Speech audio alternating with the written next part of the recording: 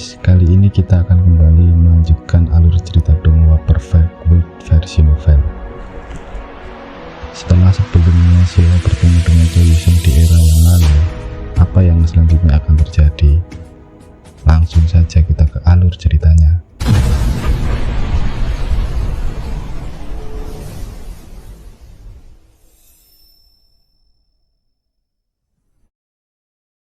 Di sisi sungai waktu yang lain, Chou Yusung berusaha memberikan informasi kepada Xiao, tapi itu selalu digagalkan oleh guntur hukuman surgawi. Sampai pada akhirnya dia hanya bisa berkata, "Kelinci giok bulan, saya harap Anda bisa melindunginya dengan baik." Pada akhirnya pendeta Tao Gemuk itu hanya mengucapkan kata-kata ini. Saat itu hanyalah kenangan yang polos, indah dan brilian. Sekarang apa yang tersisa untuk tidak bisa dilepaskan? Dia benar-benar bertanya pada dirinya sendiri. Dia bahkan mencapai keabadian. Jadi mengapa dia memikirkan masa lalu? Mengapa ingatan dari masa lalu murni itu adalah yang terbesar?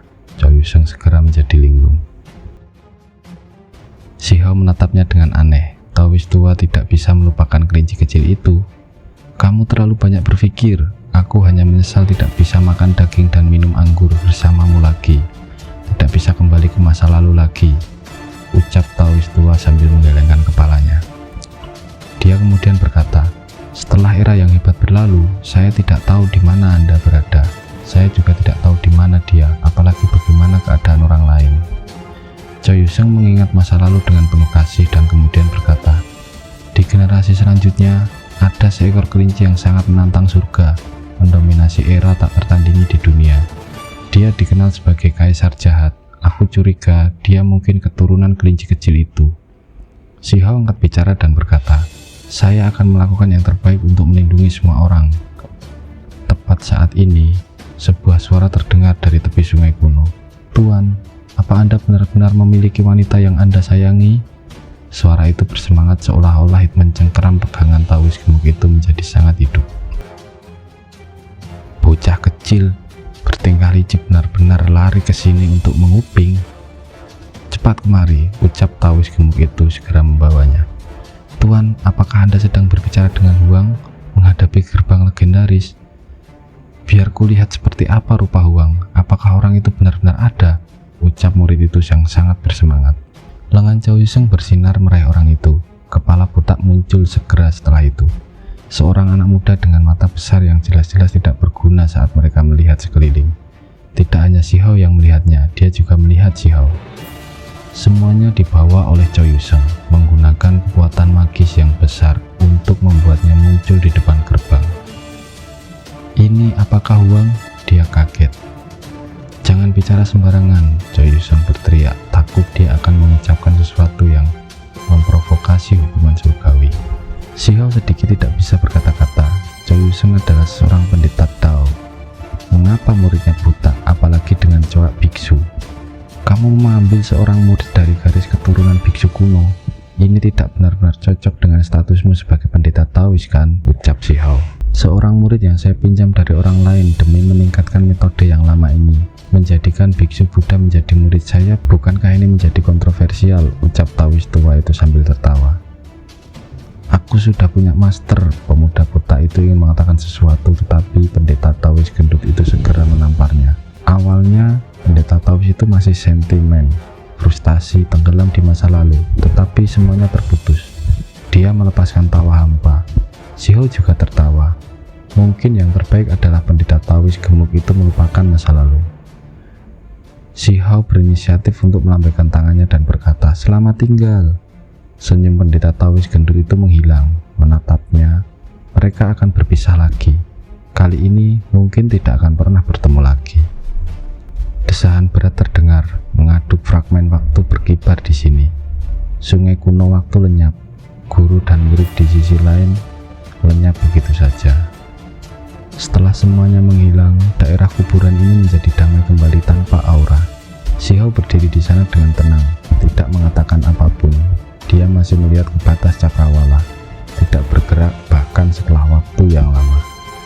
Ksatria mayat hidup wanita tidak mengganggunya. Dia berdiri di samping, matanya berkedip dengan cahaya ilahi. Bahkan sekarang, dia masih mengalami emosi yang luar biasa. Apa yang dia lihat barusan terlalu mengejutkan. Bahkan sekarang kesatria mayat hidup wanita tidak bisa tenang. Semua yang dialami agak tidak terbayangkan. Perubahan surga terjadi tepat di depan matanya. Setelah periode waktu berlalu, Xiao diam-diam berbalik, meninggalkan tempat ini berjalan menuju kedalaman wilayah pemakaman kuno. Tempat ini dikenal sebagai Tanah Suci, tempat yang menyimpan rahasia besar. Cahaya warna-warni berkedip, hujan cahaya berhamburan, tubuh Xiao segera bergetar dan dia tertegun. Di belakang, kesatria mayat hidup wanita itu tercengang. Daging Xiao menghilang tanpa jejak, sekarang kembali menjadi kerangka. Ini segera membuat kepalanya sakit. Bukankah dagingnya kembali sekarang? Kenapa seperti ini? Bisakah Anda menjelaskan kepada saya apa yang sebenarnya terjadi? Tanya Xiao pada wanita itu. Gaun panjang kesatria mayat hidup wanita berkibar, anggun dan menyendiri. Sayap putih bersih di punggungnya bergerak dengan lembut, membuatnya terlihat seperti roh dunia lain. Ketika dia mendengar ini, dia mengerutkan kening. Dia juga tidak mengerti sama sekali. Jika itu adalah keinginan tak tertandingi dari keberadaan yang tak tertandingi, reinkarnasi kupu-kupu yang berkeliaran di berbagai kata indera ilahi seharusnya tersebar ketika ia kembali ke sini. Semuanya kembali. Daging dan darahnya seharusnya tidak dipulihkan. Namun, tubuh Xiao justru sebaliknya. Daging dan darah terpisah dan kemudian dilahirkan kembali. Sama sekali berbeda dari legenda. Menurut pemahaman kesatria mayat hidup wanita, setelah reinkarnasi kupu-kupu kembali, keinginan akan menyebar, dan kemudian tidak ada lagi yang akan ada. Namun, orang ini masih ada di sini. Sisa keinginan terlalu kuat. Ini adalah penilaiannya terhadap Xiao. Percaya bahwa dia memiliki terlalu banyak keinginan yang tidak terpenuhi. Itulah sebabnya dia tidak mau mati, masih ingin berkeliling di dunia orang hidup. Dari awal sampai sekarang dia tidak percaya dia mati. Dia adalah perpaduan daging dan keinginan sisa dari sosok besar yang tak tertandingi, yaitu dia sendiri. Di dalam wilayah pemakaman, ada banyak area yang gundul. Tidak ada satupun rumput yang tumbuh, namun ada tempat lain yang subur dengan tumbuhan melonjak dengan vitalitas kontras yang bagus. Ini terutama terjadi pada wilayah di depan, karena area tanah suci ini secara misterius bangkit kembali. Ada banyak monumen raksasa yang menjulur dari dalam tanah, menjulang ke atas awan, aneh dan masif. Dari jauh, Xiao sudah melihat beberapa bangunan di antara monumen besar itu. Meskipun rusak, mereka tetap agung dan mengesankan. Hanya saja yang agak tidak harmonis adalah ada beberapa kuburan besar di antara bangunan. Tanah leluhur korban muncul. Satria mayat hidup itu berteriak ketakutan. Ada 3 tanah suci pengorbanan besar, dan ini adalah salah satunya, muncul di jantung tempat ini. Dikabarkan bahwa wilayah kuno ini sangat misterius saat itu. Hanya karena hal-hal lama itu secara bertahap ditinggalkan, para kesatria mayat hidup mundur. Xiao berjalan ke depan. Wanita muda berpakaian putih juga sangat tersentuh. Dia juga semakin dekat, ingin melihat ini sampai akhir. Di sepanjang jalan, Xiao pun bertanya, "Sebelumnya kau penuh dengan energi kematian dan sayap yang membusuk. Mengapa sekarang kau terlihat seperti dewa setelah tiba di sini?" Kesatria mayat hidup itu menatapnya, jelas kesal dengan kata-kata ini. Dia berkata dengan suara tumpul, "Ini adalah tanah suci pengorbanan. Ini mencerminkan pemandangan yang sebenarnya, memungkinkan diri saya yang sebenarnya untuk mengambil bentuk, menghilangkan semua aura yang membusuk." Dalam sekejap, kabut hitam menyebar dari tubuhnya, seolah-olah dia akan menjadi kesatria mayat hidup wanita dingin yang apatis dan acuh tak acuh. Xiao terkejut. Apakah ini benar-benar hanya sampul? Kenapa sekarang dia merasakan jenis dingin seperti ini? Kesatria mayat hidup wanita menjadi sedikit pendiam. Hanya setelah beberapa saat dia berkata, "Setelah meninggalkan wilayah kuburan ini, aku memang akan memiliki energi kematian, tidak lagi menjadi ilahi dan transenden." Menurut apa yang dia katakan, dia masih tidak bisa membebaskan dirinya dari tubuh kesatria mayat hidup. Hanya ketika kekuatannya cukup kuat, energi yangnya mencapai puncaknya, dia akan berubah menjadi dirinya yang murni dan suci, menjadi tidak berbeda dari manusia. Sementara itu, ini dulunya adalah tanah suci dari wilayah pemakaman kuno. Jadi dengan tinggal di sini, semua kesatria mayat hidup akan diberi makan. seolah-olah tubuh mereka telah menghilangkan semua energi yin, daging menjadi suci. Xiao tertegun dan berkata, "Ini tidak lebih dari orang mati," dan kemudian mendapatkan kecerdasan setelah transformasi mayat. "Kamu menjadi orang biasa setelah memaksa keluar energi kematian." Dia menggigil dalam hatinya. Dia berpikir bahwa tidak ada cara untuk memahami para kesatria mayat hidup. Tapi sekarang dia merasa lahir dari evolusi mayat. "Anda salah. Kami memang balapan. Secara bawaan seperti ini. Hanya dengan harus berkembang, kabut kematian bisa dihilangkan." Wanita muda itu membalas. "Bagaimana mungkin?" Xiao tidak terlalu percaya. "Tapi inilah kebenarannya. Kami tidak dimakamkan oleh orang lain, melainkan muncul secara alami di wilayah pemakaman." "Saya tidak percaya. Jangan bilang kalian semua punya ibu dan ayah dan kalian dilahirkan," tanya Xiao. Itu karena dia benar-benar merasa ada sesuatu yang tidak benar. Siapa yang akan membayangkan bahwa kesatria mayat hidup wanita akan mengangguk, menahan kabut hitam tadi menjadi suci dan sempurna lagi. Kulitnya putih berkilau, gerimis cahaya di sekelilingnya. Ini adalah penampilan masa depannya. Saat mendapatkan makanan dari wilayah pemakaman, dia untuk sementara waktu mendapatkan tubuh energi yang. "Kamu punya ayah dan ibu.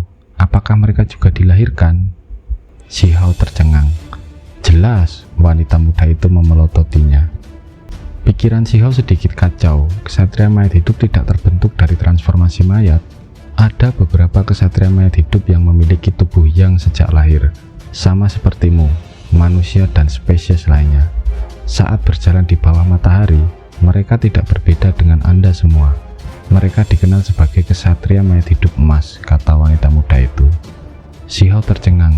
Dia ingat bahwa ketika dia berada di pegunungan pengobatan ilahi, makhluk asing melihatnya bekerja dengan kesatria mayat hidup wanita. Ekspresi mereka semua sangat berubah. Salah satunya berpikir bahwa dia adalah kesatria mayat emas yang memasuki gerbang kekaisaran, berinteraksi dengan manusia dan lain-lain. Ketika dia memikirkan hal-hal ini, dia merasakan sakit kepala. Banyak pemikiran berbeda muncul di benaknya. Wilayah pemakaman, tepatnya tempat seperti apa itu? Ada begitu banyak makhluk aneh, bahkan kesatria pemakaman emas. Jika mereka benar-benar muncul, tidaklah mudah untuk membedakan mereka. Lalu wanita muda itu pun berkata, "Apa kamu mengerti sekarang? Kedalaman wilayah pemakaman kuno belum tentu dipenuhi kabut hitam, kabut mayat bergolak. Tempat-tempat di mana para tokoh besar tinggal mungkin merupakan tempat yang indah dengan bunga dan burung, penuh aura ilahi." Xiao mengusap dagunya dan berpikir sendiri. Wilayah pemakaman benar-benar misterius. Tidak heran ada seseorang yang membesarkan punik sejati, memperlakukannya seperti hewan peliharaan, membiarkannya berkeliaran di sekitar gerbang gunung. Ternyata kedalaman wilayah pemakaman tidak dipenuhi kabut hitam. Itu bisa menjadi seperti negeri ajaib. Phoenix sejati adalah eksistensi yang murni dan suci. Tidak mungkin ia akan tinggal di tanah kematian. Tentu saja, ada beberapa orang hebat yang bahkan jika mereka membuang semua energi yin mereka, tetap tidak menikmati tempat yang penuh dengan cahaya ilahi. Masih lebih memilih untuk tinggal di kegelapan, mempelajari rahasia dari sumber kesatria mayat hidup, ucap wanita muda itu. Tempat-tempat ini ditakdirkan menjadi hitam pekat seperti tinta, diisi dengan energi kematian. Mereka adalah tempat berbahaya yang menakutkan, tidak hanya dalam nama, tetapi juga dalam kenyataan. Sebuah tempat dengan kuburan besar yang tak terhitung jumlahnya. Ada sesuatu di sana, tiba-tiba Xiao terkejut, merasakan sifat spiritual yang menakjubkan dari kedalaman terdalam tanah pengorbanan. Ada keharuman yang menyebar, bahkan dari jauh. Kesatria mayat hidup wanita juga mengungkapkan ekspresi terkejut. Mungkinkah memang ada obat yang paling diinginkan makhluk dunia luar? Xiao dan kesatria mayat hidup wanita itu masuk dengan tepat untuk mencoba keberuntungan mereka. Dia ingin menemukan obat umur panjang yang abadi, tapi jantungnya berdebar-debar. Mereka berdua menutup mulut, tidak lagi berkata apa-apa. Mereka seperti macan tutul, diam tapi gesit, sangat cepat. Segera setelah itu, mereka sudah mendekati tempat itu. Mereka melihat tembok-tembok pecah di mana-mana, serta beberapa istana kuno megah yang belum runtuh. Selain itu, ada juga kuburan besar berwarna merah tua yang menjulang tinggi di sini. Ada beberapa kuburan yang sangat tinggi, bahkan lebih besar dari puncak gunung. Apakah ada harta karun di makam ini? Tanya Xiao. Kamu tidak bisa menyentuh mereka, jawab Ksatria Mayat Hidup. Sebelumnya ada eksistensi tak tertandingi yang dimakamkan di sini. Ini semua adalah kuburan, mereka tidak bisa disentuh. Lalu mereka melanjutkan perjalanannya. Mereka semakin dekat, melewati kabut cahaya ilahi. Sekarang dapat melihat semuanya dengan jelas. Ada platform dao yang tingginya lebih dari 100 zang. Itu tertutup retakan dan benar-benar runtuh. Namun masih nyaris tidak bisa berdiri. Cairan ungu menyembur keluar dari retakan yang menutupi permukaannya, kaya dengan aura yang paling menguntungkan. Kabut warna-warni ungu melonjak memenuhi tempat ini dengan padat. Ini benar-benar tempat yang luar biasa. Xiao menghela nafas dengan pujian. Ini adalah platform dao agung yang sekarang sudah hampir runtuh. Namun itu menjadi tempat di mana esensi langit dan bumi berkumpul. Xiao tahu bahwa ini adalah Purple Manor Elixir hanya dengan satu tampilan, sejenis cairan berharga ilahi. Selain itu, ada esensi bumi dari urat nenek moyang, akar spiritual, dan hal-hal lain. Obat abadi. Nafas Xiao segera menjadi tergesa-gesa. Dia akhirnya melihatnya. Setelah berputar-putar, dia melihat tanaman yang berakar di retakan platform dao di sisi lain. Tidak heran ada Purple Manor Elixir, esensi bumi, dan hal-hal lain berkumpul di sini. Itu karena ada batang obat umur panjang yang berakar di sini. Itu tidak pendek, tingginya 1 meter atau lebih. Cahaya ilahi 5 warna melonjak. Kabut abadi meluap, membungkusnya. Cahaya abadi yang kabur dilepaskan, sangat menguntungkan dan damai. Hanya sebatang obat abadi saja yang benar-benar mengubah tempat ini menjadi bumi yang abadi. Dengan keberadaannya di sini, tanah kuno ini segera menjadi jauh lebih kabur dan suci. Xiao sebelumnya telah melihat obat kuno, tetapi sayangnya tidak dapat menangkapnya. Ketika dia berada di tambang kuno, dia juga memperhatikan sebatang obat, tetapi pada akhirnya dia bahkan lebih beruntung. Bahkan tidak dapat melihat dengan jelas seperti apa bentuknya. Itu karena obat-obat umur panjang itu cerdas, mampu terbang di langit dan melarikan diri melalui bumi, menerobos semua jenis batasan. Selain itu, mereka memiliki kesadaran yang kuat, bukan tanaman murni. Sebaliknya, mereka harus dianggap sebagai makhluk hidup memiliki pikiran sendiri. Ini adalah pohon. Ksatria Mayat Hidup itu tercengang. Obat abadi sangat jarang, seperti untuk pohon. Ini bahkan lebih benar, hampir mustahil untuk ditemukan. Hanya di kedalaman kuburan ada 2 pohon. Keduanya berakar di daerah berbeda, memiliki individu besar yang berbeda. Salah satunya ada di sini. Pohon ini sudah pernah ditebang. Lihat, ada tunggul pohon yang dipotong. Sekarang akar kuno sedang berkecambah. Xiao sangat tersentuh. Obat abadi ini tingginya sekitar 1 meter. Baru belakangan ini ia menghasilkan pucuk lunak. Mereka berkilau dan penuh dengan kelembapan cahaya. Pohon purba ini baru saja bertunas. Daun-daun di atasnya berbeda, penampakannya tidak berulang. Aneh, warna daunnya berbeda, bentuknya unik. Beberapa di antaranya adalah senjata, beberapa di antaranya adalah tungku obat, dan beberapa makhluk. Sebenarnya ini adalah pohon abadi paling kuno. Ksatria Mayat Hidup wanita itu terkejut. Sejarah macam apa yang dimilikinya? Tanya Xiao. Ksatria Mayat Hidup pun berkata, ada Raja Mayat Hidup yang tak tertandingi yang ingin menggali belalainya dan mengubahnya menjadi peti mati. Tapi dia selalu merasa enggan. Ada rumor yang mengatakan bahwa pohon abadi ini sangat spesial, efektif untuk kami para Ksatria Mayat Hidup. Jika kita mengolahnya di sisinya, akan mudah untuk memahami dao. Siapa orang yang melakukan hal ini? Itu benar-benar lari dari dalam wilayah kuburan, sesuatu yang paling mungkin terjadi, kata Ksatria Mayat Hidup wanita. Ini adalah sebatang obat abadi, pohon umur panjang yang sulit ditemukan di seluruh dunia. Xiao memperhatikan dari kejauhan. Air liurnya akan keluar, tapi ternyata tidak. Saat ini dia hanya tengkorak. Aku tahu apa yang terjadi. Kemungkinan besar adalah pertempuran di kedalaman wilayah kuburan. Dunia ini akan segera jatuh ke dalam kekacauan. Ekspresi Ksatria Mayat Hidup wanita tiba-tiba berubah. Apakah ini sangat serius? Tanya Shio. Tentu saja. Itu karena menurut apa yang dia katakan, para kesatria mayat hidup biasanya tetap tertidur. Tahun-tahun tanpa akhir bagi mereka hanyalah angka. Banyak dari kesatria mayat hidup tidak pernah meninggalkan kuburan, selalu tertidur mengumpulkan kekuatan. Itu karena terkubur di bawah tanah justru cara mereka berkultivasi. Di saat yang sama, dia juga mengerti bahwa ras ini sangat menakutkan. Tempat yang pasti melahirkan ahli yang tak tertandingi. Mereka kuat sampai membuat Shuto dan Alan merasa menahan rasa takut. Jika tidak, mereka akan lama menggali wilayah kuburan ini. Wilayah pemakaman kuno sangat misterius. Bahkan orang-orangmu sendiri tidak memahami informasi di dalamnya. Ada seorang kesatria mayat hidup luar biasa yang ingin menyatukan bagian tertentu dari tanah kehidupan. Pada akhirnya, di bawah makam besarnya, sebenarnya ada retakan yang muncul, memperlihatkan jurang hitam di bawah tanah. Akibatnya setelah jurang itu terbuka, beberapa kuburan kuno terungkap. Salah satu seorang kesatria kuno merangkak dari bawah, langsung meraih kesatria mayat hidup yang kuat, yang hampir tak tertandingi, lalu menyeret mereka ke bawah tanah kuburan kuno. Shio benar-benar tercengang mendengar ini. Wilayah pemakaman kuno benar-benar sulit untuk dipahami.